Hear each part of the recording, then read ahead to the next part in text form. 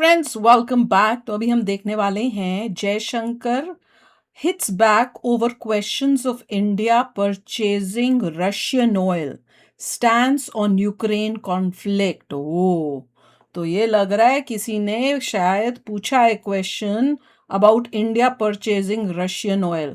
तो देखते पहले क्वेश्चन क्या था। क्या उन्होंने ये पूछा है कि क्या सैंक्शंस के बाद भी क्या इंडिया रशियन ऑयल ले रहा है, और क्या जयशंकर ने ये बोला कि भाई चाहे सैंक्शंस हो ना हो, यूएसए ने लगाए हो किसी और ने लगाए हो, हम तो तेल सैंक्शन से पहले भी ले रहे थे, सैंक्शंस के बाद भी लेंगे। क्या ऐसी कोई बात हुई है? क्योंकि क्वेश्चन तो यही था ना सबके मन में कि सैंक्शंस के बाद भी जो है रशियन ऑयल लिया जा रहा है। ये इंडिया की तरफ से मतलब ये बोला जा रहा है, मतलब गवर्नमेंट नहीं बोल रही, पर जो मीडिया वाले होते हैं या कोई यूट्यूबर्स होते हैं वो यही सुनाने की या बताने की कोशिश कर रहे हैं।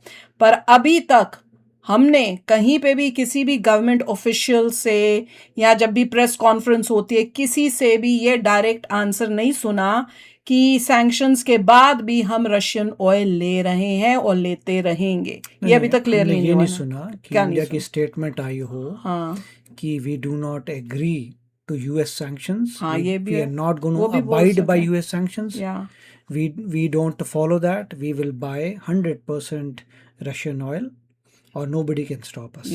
ऐसा कुछ बोला गया है कि नहीं बोला गया, वो देखते हैं कि क्वेश्चन क्या है। यही पूछा था कि कोई और ही क्वेश्चन पूछा था और उसका कोई और आंसर है। क्योंकि ये आंसर किसने बहुत दिया था? ये हाँ। आंसर दिया था चाइना ने। अच्छा, वाह। चाइना चल ने कहा था we do not agree to any sanctions by US, हम उसके बिना ही काम करते हैं। चलो ठीक है, चलो देखते हैं। वीडियो शुरू करते हैं। वीडियो शुरू करने से पहले अगर आप चैनल पर नए हो और आपने अभी तक सब्सक्राइब नहीं किया तो जल्दी से पहले सब्सक्राइब के बटन और बेल आइकन को क्लिक कर लो ताकि आपको हमारे सारे न्यू वीडियोस के नोटिफिकेशन मिल जाए जैसे हम अपलोड करें। अगर आपको वीडियो पसंद आता है प्लीज लाइक एंड शेयर। चलिए शुरू करते हैं। अच्छा, और ऐसे लग रहा था कमेंट्स में जब मैं पढ़ती हूँ तो लोगों को अभी तक कईयों को यही क्लियर नहीं हो कि सैंक्शंस का मतलब क्या है। कई ये बोलते हैं कि यूएसए क्यों सैंक्शंस लगा रहा है, वो उसकी दादागिरी क्या है। अरे भैया, पहले सैंक्शन का मतलब समझो। सैंक्शन का मतलब ये है, वो कह रहा है यूएसए कि अगर तुम रशिया से ऑयल लोगे तो हमारे साथ तुम ट्रेड नहीं कर सकते।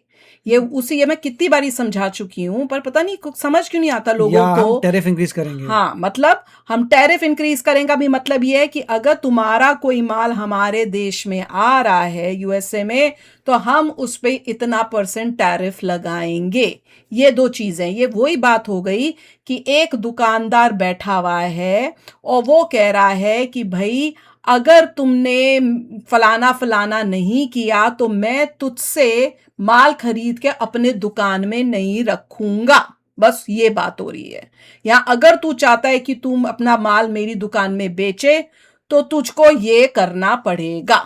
अब ये किसी भी एंगल से अनफेयर नहीं है क्योंकि उसकी दुकान है, उसकी मर्जी, वो क्या लेना चाहता है, किससे लेना चाहता है, किस शर्तों पे लेना चाहता है। और ये ठीक है हर एक कंट्री के लिए, क्योंकि इंडिया भी यही करती है।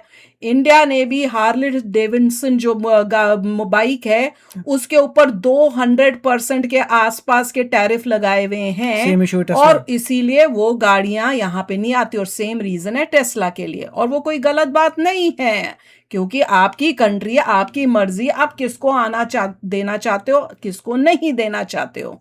बस अब मैं इसके बाद और इस बारे में एक्सप्लेन नहीं करूंगी क्योंकि जिसने समझना होता है इतनी सिंपल सी बात वो समझ लेता है, पर जिसके दिमाग में यूट्यूबरों ने गंद भर दिया है या मीडिया ने ऐसा गंद भरा है कि उनको सिंपल चीजें नहीं समझ में आती, तो कुछ नहीं किया जा सकता। क्योंकि एक इतनी बड़ी वीडियो हमने बनाई थी कल, एक यूट्यूबर जो रोज की वीडियोस बनाता है यूएसए ट्रम्प और उसमें हर चीज को ऐसा तोड़ मड़ोड़ता है, इस तरह से बोलता है। वो अकेला नहीं है, बहुत सारे ऐसे यूट्यूबर्स बैठे हुए हैं, चाहे वो यूट्यूबर्स हो चाहे वो मीडिया के नाम पे न्यूज देने वाले हो। तो वो बहुत टाइम लगा के हमने समझाने की कोशिश की थी और शॉकिंग ये था कि जो कमेंट्स आ रहे थे, मतलब पूरी राम कहानी सुना दी है, एक्सप्लेन कर दिया है। वो क्वेश्चंस ऐसे ऐसे कई आ रहे हैं कि भैया वो ऐसे लगता है पूछे राम कौन था, वही तो है राम कौन है। मैं तो हैरान होती हूँ, क्या पहले पूरी वीडियो तो देख लो, एक एक चीज समझा दी, सब बता दिया। इतने अजीब अजीब और बेहुदे सवाल और बेहुदे कमेंट्स, जिससे पता चलता है कि इंडिया को विश्व गुरु बनने के लिए कौन रोक रहा है। जो It'll इस take तरह के time. कमेंट्स कर रहे हैं और इस टाइप के यूट्यूबर्स को देख रहे हैं ना, इंडिया विश्व गुरु भैया तुम लोगों की वजह से नहीं बन सकता। देखिए, इस पे कई बातें आती हैं, जैसे आप देखते हो अभी फुटबॉल का फीफा का हो रहा है, उसमें इंडिया क्यों नहीं है? ये भी देखनी पड़ता है आपको कि इंडिया जो है 1.5 बिलियन पीपल रहते हैं और वो क्वालिफाई नहीं हो पाई फॉर फुटबॉल। दुख होता है देखकर कि उसमें 48 कंट्रीज़ के करीब मेरे ख्याल से फीफा में हैं। कितने सारे ग्रुप्स हैं, इतने सारे खेले हैं, उसमें इंडिया नहीं है। दुख होता है देखकर कि ऐसा क्यों नहीं है इंडिया। बात वही तो और है। पता लगता है वो 6 मैच क्वालिफाइंग में से तो 2 जीती है। वो बिल्कुल ही मतलब इंडिया आगे बढ़ पाई नहीं क्वालिफाइंग राउंड्स में भी। तो देख लो, ये करेक्ट। बात हो रही है। तभी कहते हैं क्यों? मेंटा क्योंकि कुछ लोग हैं जिन्होंने सारा पैसा कंसंट्रेट कर दिया एक ही गेम में, जिससे वो पैसा बना पाएँ। खुद अगर के मान लिए लो जब वो जनरेट करें। बहुत सारी गेम्स पॉपुलर होंगी तो पैसा डिवाइड हो जाता। ये जनता समझती नहीं है, नाइव है जनता। पढ़ी लिखी जनता होती तो बोलती भाई एक ही स्पोर्ट पे सारा फोकस क्यों है, और स्पोर्ट्स पे फोकस होना जिससे पैसा हर एक में डिस्ट्रीब्यूट हो जाए। ये ऐसी सिर्फ तो क्रिकेटर महान है, क्यों भाई सॉकर वाला क्यों नहीं है? फुटबॉल वाला क्यों महान नहीं है? हॉकी वाला महान नहीं है? क्योंकि कुछ लोगों ने अपना माइंड लगाकर सारे भेड़ों को एक तरफ कर दिया और फिर भेड़ सोचने अरे हमने ग्रेट अचीव कर लिया। अब वो लोग समझेंगे नहीं ना, That's how it is. जो क्योंकि भाई वही उनको अब जनता चाहिए ऐसी। जो यूट्यूबर्स हैं उनको भी ऐसी जनता Yeah. चाहिए, टीचरों को, ऑनलाइन टीचरों को भी ऐसी जनता चाहिए, और मिल रही है उनको जनता। ऑनलाइन यूट्यूबरों को। हाँ, यूट्यूबर जो अपने आप को टीचर Yeah. बोलते हैं, नहीं, ऑनलाइन उनके टीचर बोलने से नहीं। तो कुछ नहीं हम तो होता। वो उन टीचर्स की बात नहीं कभी करते। जब मैं बात करती हूँ टीचर्स या ऑनलाइन टीचर्स जो एक्चुअली सब्जेक्ट पढ़ा रहे हैं, भाई उनकी बात नहीं कर रही। जो पढ़ाई के नाम पे जियोपॉलिटिक्स के नाम कभी हम जियोपॉलिटिक्स पढ़ा रहे हैं, वो टीचर्स की बात कर रही हूँ, जिसमें उनकी जियोपॉलिटिक्स की नॉलेज तो जीरो है, पर फालतू का गन जरूर बनता है। Anyway, back to the topic ये है कि भैया उन्होंने कुछ क्वेश्चन पूछा गया और रशियन ऑयल परचेजिंग से रिलेटेड। अब देखते हैं क्या ये बोला गया कि हम रशियन ऑयल सैंक्शंस को नहीं मानते और हम रशियन ऑयल ले रहे हैं, कि ये कुछ और टोटली डिफरेंट ही कोई सवाल जवाब है। तो चलो वीडियो शुरू करें। Yeah, and we're in Finland, so I have to obviously ask you about the Russia-Ukraine war. I think in Europe there was a feeling that India adopted what we would regard as a kind of moral equivalence between the two sides, that you were saying, well, it's a big shame, but, you know, maybe they should stop. But you were too sympathetic towards Russia, too willing to buy oil from Russia. So how would you explain that position to people here?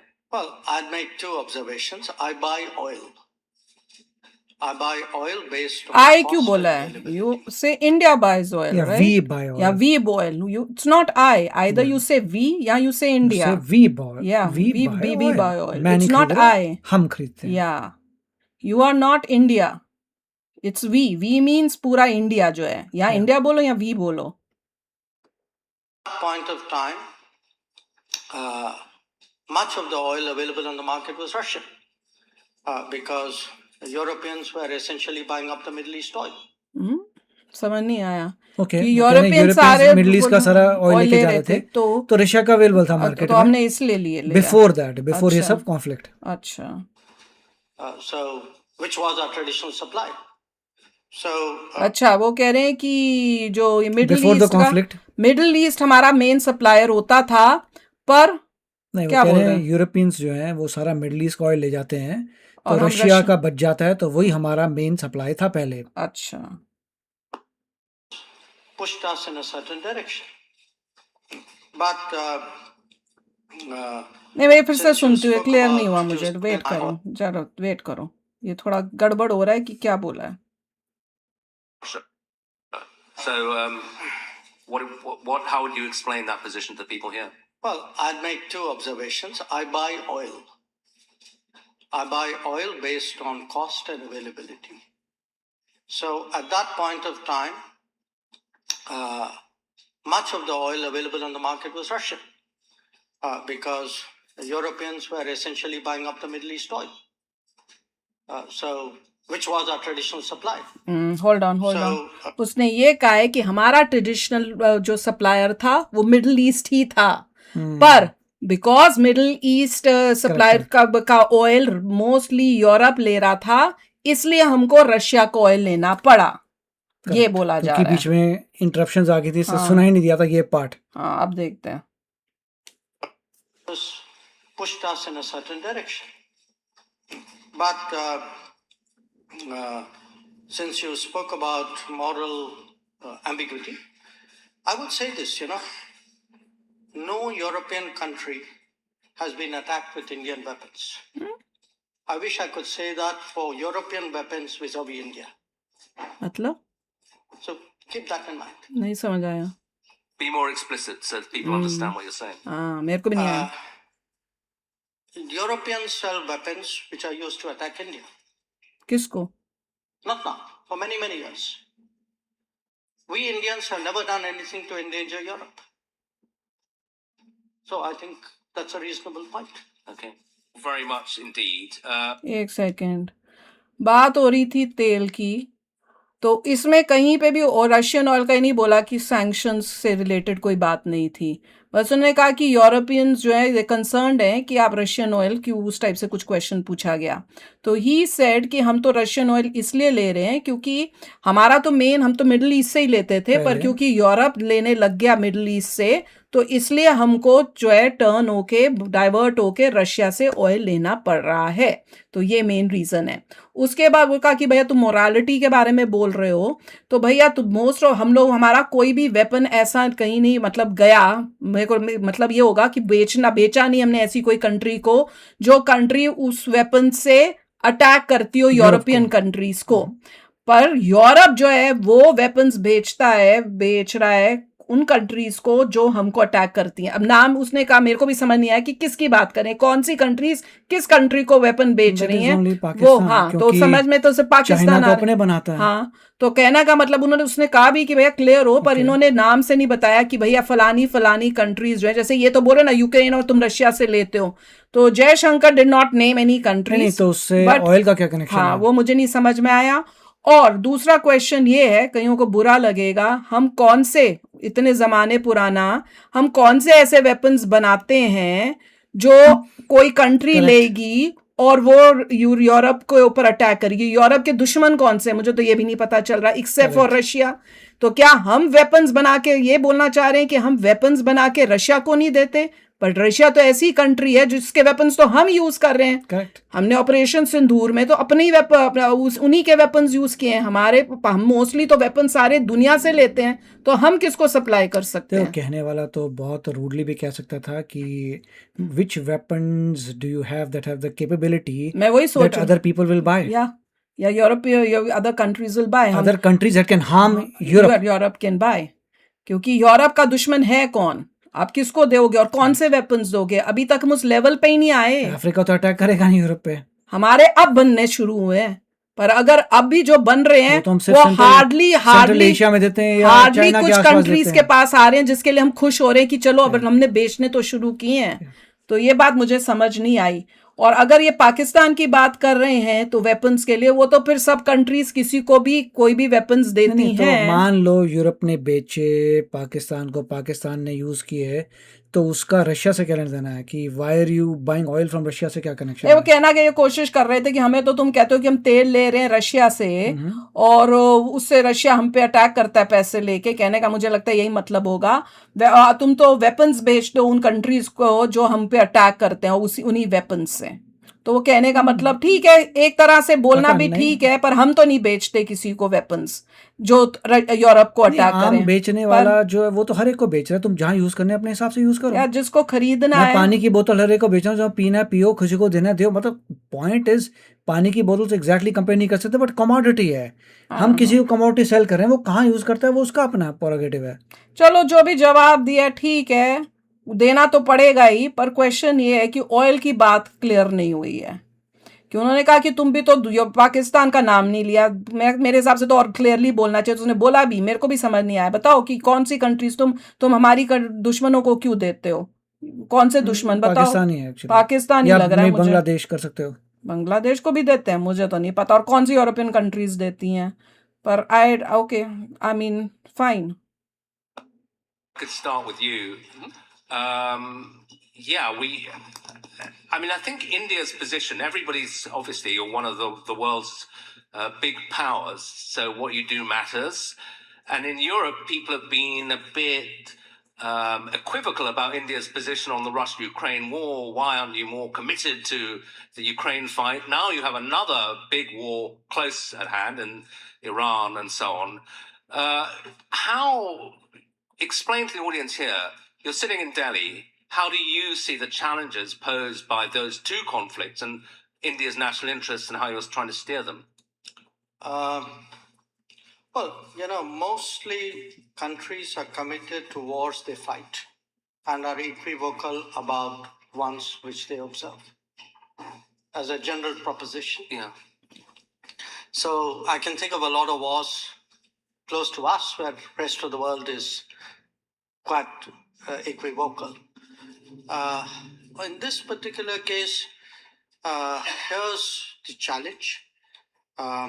You have, for the sake of simplicity, four parties, which is US, Israel, Iran. I'm using the Gulf as a part, though I accept they have a very differentiated position. And we have extremely good, extremely strong relations with all of them. So when you have then that situation, clearly your response. So to clarify, that includes Iran. You regard yourself as having good, strong relations with Iran. No, yes, we have good relations, very substantial relations with Iran. Yeah. Now, I'm not saying the same. I'm not saying the four relationships are of the same quality. I mean, for example, clearly where the Gulf is concerned, we have 10 million Indians living in the Gulf. The largest number of Indian nationals who live outside India are actually in the UAE. Right. पर मेरे को question ये है कि majority of Indians who live educated with high, ये तो बात करें लेबर नॉर्मल, हाँ वही मैं बात कर रही हूँ, वो सब लेबर वो है। बताओ मुझे कि मैक्सिमम जो इंडियंस, रिसर्च करके आप लोग बताओ अगर आपको पता है कि मैक्सिमम एजुकेटेड इंडियंस किस कंट्री में जाते हैं, maximum Indians that have white collar या व्हाइट कॉलर जॉब्स, ये पता करके मुझे बताना कि मैक्सिमम इंडियंस कहाँ हैं। यूएई में तो वर्कर्स जाते हैं, ब्लू कॉलर, हाँ ब्लू मैं उनकी बात कर रही हूँ जो पढ़े लिखे अच्छी पोजीशंस के लिए जाते हैं, जैसे कंप्यूटर हो गया, कंप्यूटर्स में काम कर रहे हैं पढ़े लिखे वाले, वो नहीं मजदूर टाइप के नहीं, जॉब्स जो पढ़े लिखे टॉप के काम करने के लिए, वो कौन सी कंट्री में इंडिया से जाते हैं, ये आप कमेंट सेक्शन में लिखना पता करके। Are our primary energy suppliers. Many of them would be among our top 10 trading partners. I mean, if I use UAE as वो साथ वाली यूएई की है, you have a big community, huge trade, significant energy relationship, and in fact, much more than that, close defense and security relationship. We don't know UAE की है, maybe not. So the challenge is in a quadrilateral situation where you have equities, arguably of a different order in each account. How do you manage them while addressing this conflict? Yeah. वही तो question है। And are you feeling the domestic consequences of the war already? Because I think India's been unusually vocal in saying, look, the rising energy prices are driving people into poverty. Yes, because, when you are a low income or a low middle income country. नहीं बोलना चाहिए कि government has made sure that the petrol के prices is not increased. So we are not really going into poverty yet.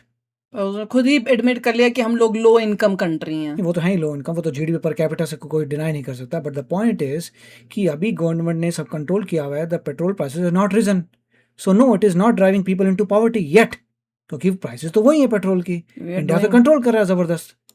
पर ये देखो सुनो, as indeed happened after the Ukraine war as well. An increase in energy prices hits a low income country much more. Low income country बोला India को। हाँ तो India low income country तो है, जीडीपी पर कैपिटा में it is very very behind, right? And are you just stuck in the role of kind of frustrated observer, or is there much you can do to try to help?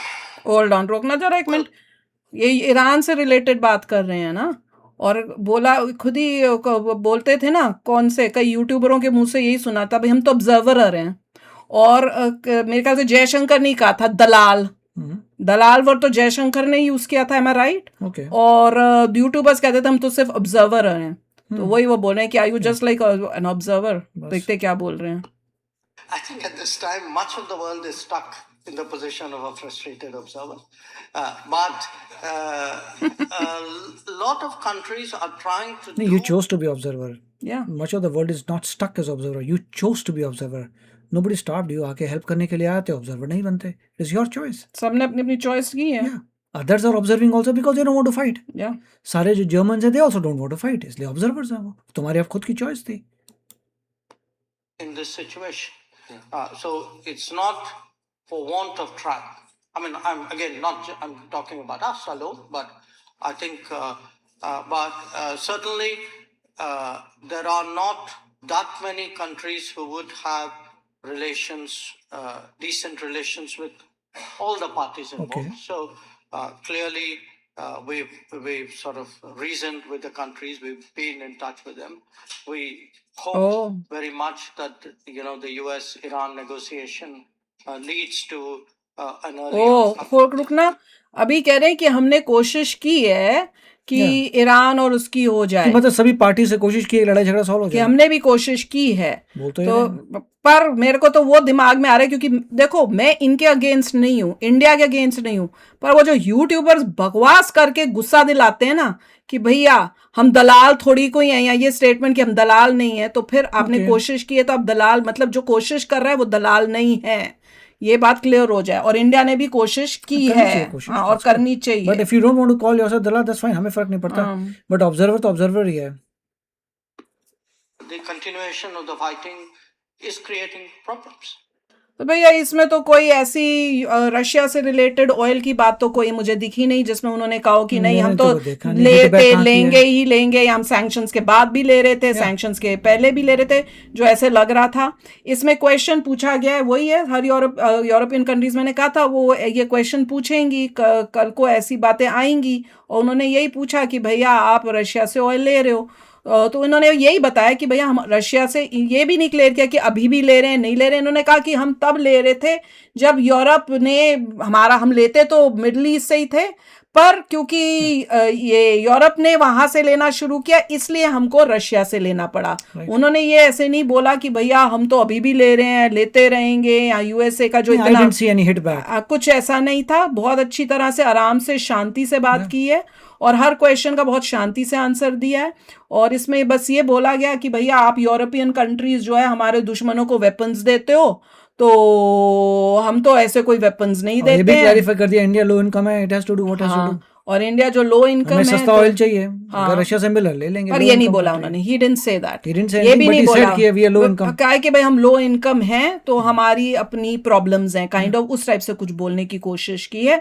तो बहुत ही आराम से सब answers दिए, मुझे तो ऐसा कुछ नहीं लगा कि कुछ गड़बड़ हो। ठीक है, मैं तो अभी इसमें भी एग्री करती हूँ कि अगर हमें ज़रूरत है और हमें पता है कि हम लो इनकम हैं, अब हमें अपने लोगों का करना है, तो यू शुड टेक इट। अब उससे दूसरी कंट्रीज क्या रिएक्ट करती हैं वो उनकी प्रॉब्लम है, वो क्या स्टैंड लेती है, पर आप फिर ये नहीं बोल सकते कि भैया तुम मेरे साथ ऐसा क्यों कर रहा है, वो उसकी मर्जी है, आपकी अपनी मर्जी है। ऐसा कर नहीं पाओगे ना, हाँ, पर ये प्रॉब्लम है। जो Russian oil on the straight of Hormuz था, जो ऑलरेडी बाहर था, उसी को अलाउ किया था, नॉट न्यू। ये बात बार बार हम क्लियर कर रहे हैं, पर मीडिया वाले इंडिया में कुछ और ही मनगढ़ंत स्टोरी, और ऐसे लगता है कि जब पब्लिक को प्रेस मीट कॉन्फ्रेंसेस करते हैं तो गोलमोल करके बताने की कोशिश करते हैं, क्लियर नहीं होते, बताना पड़ेगा। तो इस वजह से पब्लिक को क्लियर नहीं हो रहा है, क्योंकि कहीं पे भी अभी तक कुछ नहीं बोला गया कि हम सैंक्शंस के बाद भी ले रहे हैं, या अगर सैंक्शंस लगेंगे तो भी हम लेते रहेंगे, ये कभी कहीं नहीं सुनाई दिया है।